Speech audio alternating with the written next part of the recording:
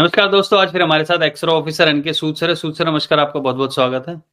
नमस्कार, बहुत बहुत शुक्रिया। सूद सर, बांग्लादेश की अब खैर नहीं है क्योंकि नरेंद्र मोदी चुप रह के अपना काम करते हैं, इसके लिए वो जाने जाते हैं। लेकिन अब ट्रंप ने जो बात कही है उससे तो ये चीजें साफ हो गई हैं कि भैया खुला हैंड दे दिया है भारत को। इसके ऊपर हमने थोड़ी दिन पहले भी बात की थी और उसमें यही था कि बांग्लादेश का हाल पाकिस्तान से बदतर हो जाएगा क्योंकि भारत को डिस्टेबलाइज करने की कोशिशें की जा रही हैं। हालांकि डीप स्टेट इन्वॉल्व कौन इन्वॉल्व है उसके बारे में बात करेंगे। ट्रंप से पूछा गया कि बांग्लादेश में जो चीजें हुई हैं, वो सरकारें बदली हैं, उसके पीछे क्या कहना है, तो उन्होंने सीधा सीधा कहा इसके बारे में ये चीजें संभालेंगे नरेंद्र मोदी। तो क्या नरेंद्र मोदी संभाल पाएंगे? और अगर संभाल पाएंगे तो आगे क्या स्टेप्स है या ऑलरेडी उनकी चीजों के ऊपर काम चल रहा है? देखिए, नेचुरली बात है, जो वहां पे काम हुआ था वो डीप स्टेट का काम था, शेख हसीना को हटाने का। और जब ट्रंप से क्वेश्चन पूछा गया क्या डीप स्टेट इन्वॉल्व है, उन्होंने कहा नो, क्योंकि ट्रंप अपनी देश की बेइज्जती नहीं करना चाहते थे, या ये नहीं कहना चाहते थे कि फॉरेन चीज के अंदर या शेख हसीना को हटाने के अंदर डीप स्टेट का हाथ है। लेकिन ये मतलब नहीं कि वो जानते नहीं है, जानते वो भी हैं। लेकिन यहाँ पे कुछ इशू था सेंट मार्टिन आइलैंड का, जो अमेरिका के इंटरेस्ट में है, कि यानी कि बांग्लादेश से गवर्नमेंट को इसलिए हटाया गया कि सेंट मार्टिन की जो आइलैंड है वो उनको मिल सके, क्योंकि ये क्लोज है इंडियन ओशन, अरब सागर कह रहे हो, ये जो आपका बंगाल का सी है उसके क्लोज है, और क्लोज है चाइना के, इसलिए यूएस को इसमें इंटरेस्ट है।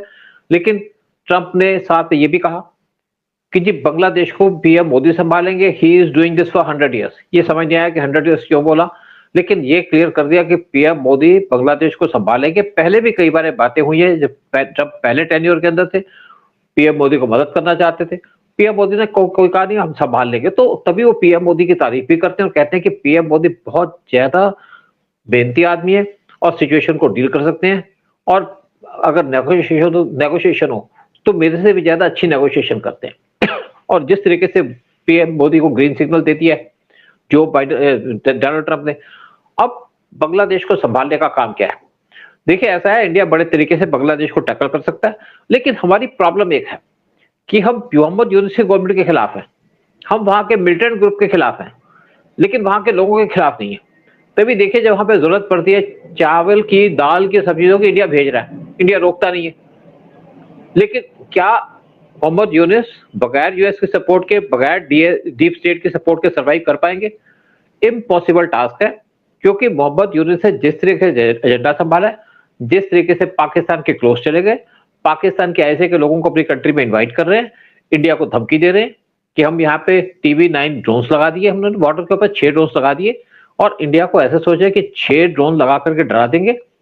उस पे तो इंडिया ने इनको जवाब दे दिया था, हमने भी वहां पे ड्रोन सिस्टम लगा दिए अपने बॉर्डर के ऊपर। लेकिन साथ में इंडिया ने बड़ा क्लियर कर दिया था कि तुम्हारे बॉर्डर के 10 किलोमीटर से लेके 30 किलोमीटर तक 4 इंडिया की बड़ी बड़ी बेसिस हैं, आर्मी की बेसिस है, 4 हमारे वहां पे एयरफोर्स की बेसिस है, साथ में 4 हमारी नेवल बेसिस है, even including Andaman Nicobar island, West Bengal के अंदर, उड़ीसा के अंदर और तमिलनाडु के अंदर। तो बांग्लादेश को समझा तो दिया है कि तुम हमारे से मुकाबला नहीं कर सकते। फिर बांग्लादेश के पास सिर्फ 50 एयरक्राफ्ट हैं, हमारे पास तो 500 हैं, और ये सोच रहे हैं कि पाकिस्तान के साथ मिलकर इंडिया को सबक सिखा देंगे। पाकिस्तान की तो अपनी पिद्दी निकली हुई है। पाकिस्तान का जो टोटल बजट है वो है $69 बिलियन का, और बांग्लादेश का जो सालाना बजट है वो है $70 बिलियन का। पाकिस्तान के जो डिफेंस बजट है वो $10 बिलियन का, बांग्लादेश का है $5 बिलियन का। इंडिया को जो रेमिटेंस मिलती है फॉरेन कंट्री से, वो इन दोनों के बजट से ज्यादा है, यानी कि हमें जो रेमिटेंस मिलती है वो मिलती है $139 बिलियन की। तो इनके जो बजट है टोटल, उससे ज्यादा तो रेमिटेंस मिलती है, तो कहां से मुकाबला करोगे? और बजट हमारा कितना है? इनका दोनों का बजट मिला के $15 बिलियन का, हमारा है $70 बिलियन का, और साथ में हर एक साल हम $10 बिलियन और $20 बिलियन और खर्च रहे हैं एडवांस करने के लिए अपनी एयरफोर्स, नेवी और हमारी डिफेंस फोर्सेस को। तो पाकिस्तान और बांग्लादेश का तो मुकाबला नहीं हो सकता इंडिया के साथ। हमारे इनके पास कोई फॉरेन रिजर्व है नहीं, किसी के पास $18 बिलियन है बांग्लादेश के पास, पाकिस्तान के पास $3 बिलियन है, वो भी भीग के। हमारे पास है $700 बिलियन। और फिर इंडिया को धमकी देते हैं। लेकिन अब जब डोनाल्ड ट्रंप ने पीएम मोदी को क्लियर कह दिया कि बांग्लादेश आप संभालो, क्योंकि यूएस के पास अपनी बड़ी रिस्पॉन्सिबिलिटी है। यूएस ने इजराइल हमास का वार को डील करना है, यूएस ने जो आपका यूक्रेन और रशिया का वार उसको टैकल करना है, तो उनका बांग्लादेश छोटी चीज है, आप संभालो। अब देखिए, अगर हम पाकिस्तान के टुकड़े कर सकते हैं, अमेरिका की सपोर्ट थी जब पाकिस्तान को 1971 में, तो हम बांग्लादेश के अंदर क्या नहीं कर सकते? बांग्लादेश के अंदर गवर्नमेंट सर्वाइव की, बनाई वहां पे गवर्नमेंट 1971 के अंदर, 1971 के बाद, वार के बाद।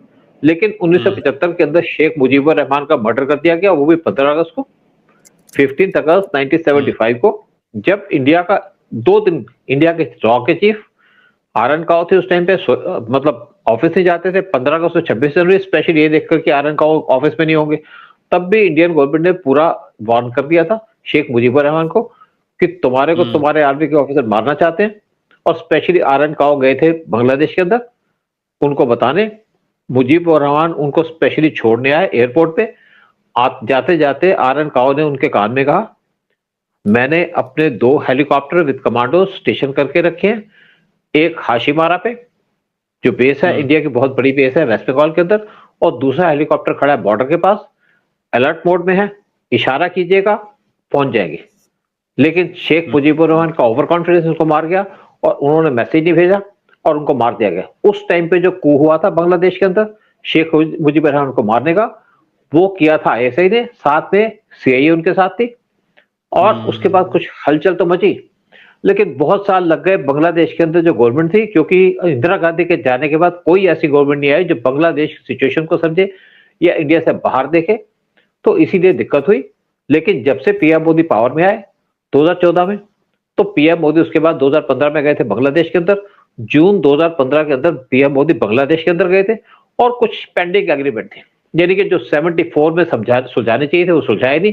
एक सबसे इंपॉर्टेंट पॉइंट था बाउंड्री एग्रीमेंट, जो पीएम मोदी रिजॉल्व कर दिया, और उससे दोनों कंट्रीज के रिलेशन बहुत अच्छे हो गए, क्योंकि शेख हसीना भी बहुत साल से पावर में नहीं थी और उसके बाद शेख हसीना पावर में बैठी रही। लेकिन शेख हसीना के हटने के बाद हमारे कुछ इश्यूज थे, यानी कि पता था इंडिया को कि यहाँ पे डीप स्टेट इन्वॉल्व है, और यूएस की पूरी सपोर्ट थी मोहम्मद यूनिस को, और वहां पे पूरी सपोर्ट थी इनको, साथ में बाकी एजेंसीज की, चाइना भी इनके साथ खड़ा हुआ था। लेकिन अब जब यूएस इनको सपोर्ट नहीं करेगा, बांग्लादेश की गवर्नमेंट को या बांग्लादेश के मिलिटेंट एलिमेंट को, तो पाकिस्तान या पाकिस्तान की ऐसे जितना भी शोर मचा ले, इनकी गर्दनें नाप दी जाएंगी, और बहुत जल्दी वहां पे शेख हसीना को वापस भेजा जाएगा बांग्लादेश के अंदर।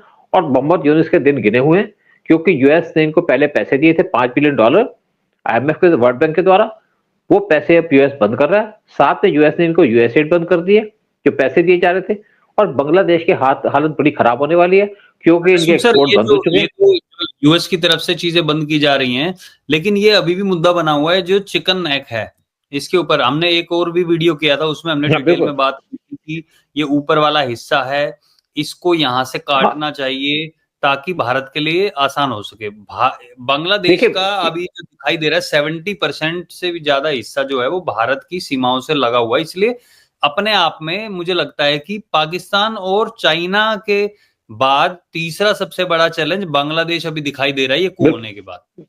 बिल्कुल, देखिए बेसिकली क्या है कि इंडिया का जो बॉर्डर लगता है बांग्लादेश के साथ, वो लगता है 4097 किलोमीटर का, 4097 किलोमीटर का सबसे लंबा बॉर्डर है।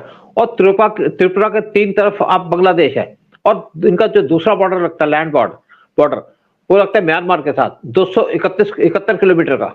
वहां पे अक्साइन जो अराकान आर्मी है उसने पूरा बॉर्डर को सील कर दिया है। बांग्लादेश का सिर्फ बाकी जो बॉर्डर लगता है वो सी से लगता है। तो बांग्लादेश इंडिया के सपोर्ट के बगैर सर्वाइव नहीं कर सकता। और बांग्लादेश के अंदर जो कू हुआ था शेख हसीना को हटाने का, वो कराया था यूएस ने, यूएस की डीप स्टेट ने, जिसके अंदर की आर्मी के चीफ को अपनी तरफ कर लिया था। और तभी मोहम्मद यूनिस वहां पे आए थे। इस टाइम पे वहां पे डिफरेंसेस चल रहे हैं आर्मी और मोहम्मद यूनिस की गवर्नमेंट के बीच में। इवन जो बीएनपी है, दूसरी पॉलिटिकल पार्टी, वो भी इनसे नाराज है, क्योंकि मोहम्मद यूनिस वहां पे इलेक्शन नहीं कर रहे। लेकिन कुछ आईएसआई के लोग आए थे जो आपने एरिया मार्क किया, वो जब चिकन नेक के एरिया के अंदर आके बैठे रहे। और माना जा रहा है कि इस टाइम पे बांग्लादेश के अंदर 200 के करीब आईएसआई के लोग बैठे हैं, कुछ आर्मी के लोग बैठे हैं, पाकिस्तान को गाइड करने के लिए, सपोर्ट करने के लिए। लेकिन जब इंडिया को फ्री हैंड मिल गया, तो पाकिस्तान के आईएसआई की औकात नहीं है कि वो इंडिया को कुछ कर सके।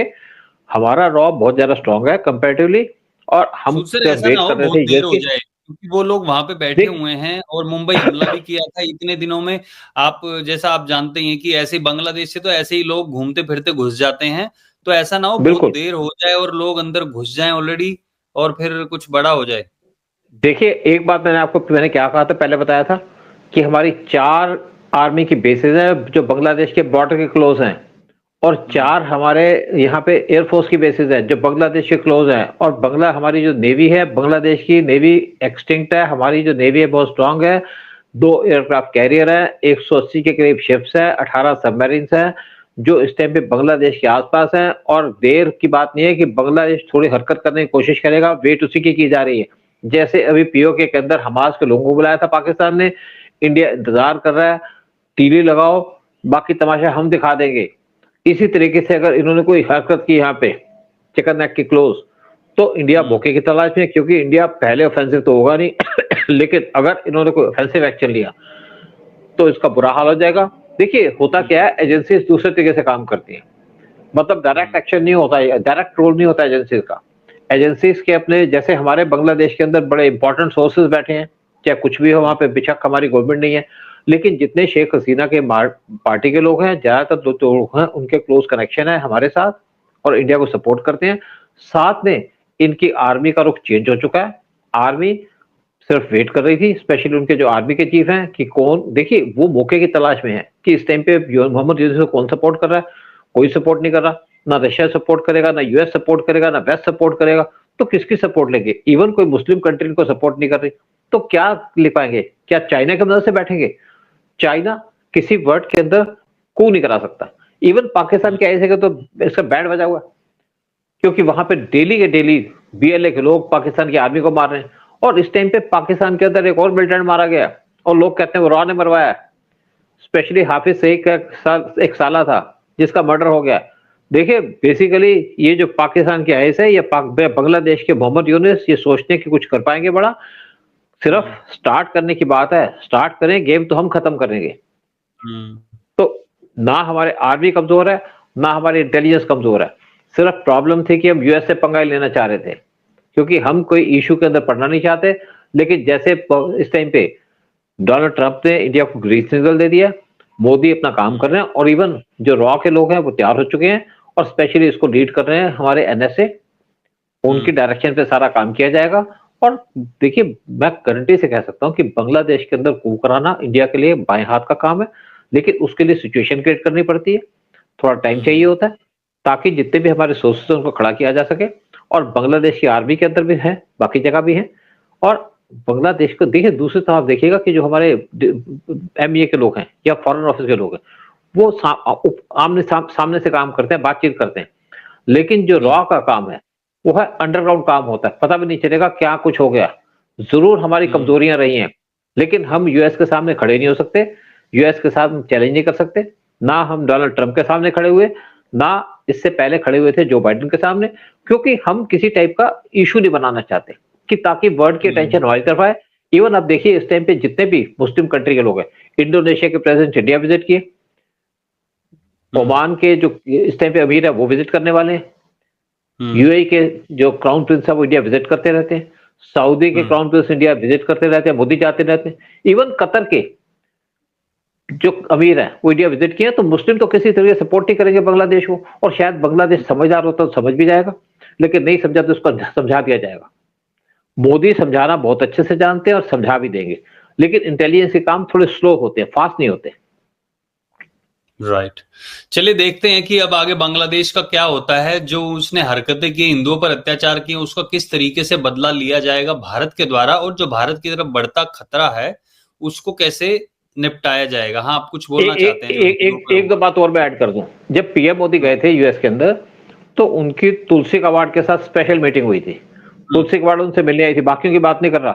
तुलसी कबाड़ इंचार्ज है, जितनी भी वहां पे एजेंसीज हैं, इंटेलिजेंस एजेंसीज, उनके इंचार्ज है। और तुलसी कबाड़ हिंदू हैं, हिंदुस्तान से कनेक्शन नहीं उनका, लेकिन सनातन धर्म एक्सेप्ट किया हुआ है उन्होंने भी, उनके बच्चों ने भी, उनकी माँ ने भी, और उनको सनातन संस्कार दिए हुए हैं।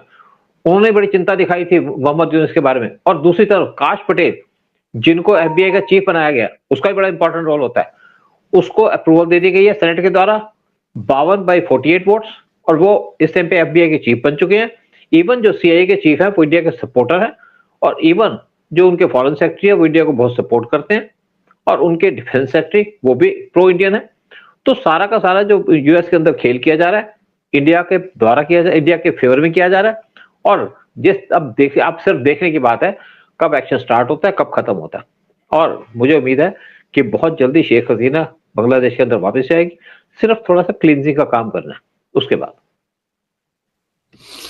बिल्कुल, चलिए आशा यही है कि हमारे पड़ोसियों के साथ अच्छे रिलेशन रहें और जो गलत चीजें करने की सोचे उनको छोड़ा भी ना जाए। बल मेरा अब पर्सनली यही मानना है कि जो ऊपरी हिस्सा है बांग्लादेश का उसको जरूर काटा जाना चाहिए, वहां पे हिंदू देश बनना चाहिए।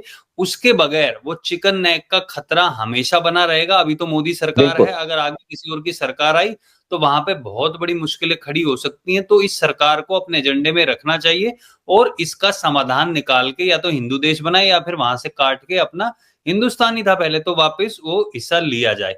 बट यहाँ पे लोगों से पूछना चाहेंगे उन लोगों का क्या सोचना है, कमेंट सेक्शन में अपने विचार जरूर रखें। इस वीडियो को लाइक और शेयर जरूर करें और हमारे चैनल को सब्सक्राइब करें। बहुत बहुत धन्यवाद सूद सर आने के लिए, जानकारी देने के लिए। जय हिंद। बहुत बहुत शुक्रिया आपका। जय हिंद, जय भारत।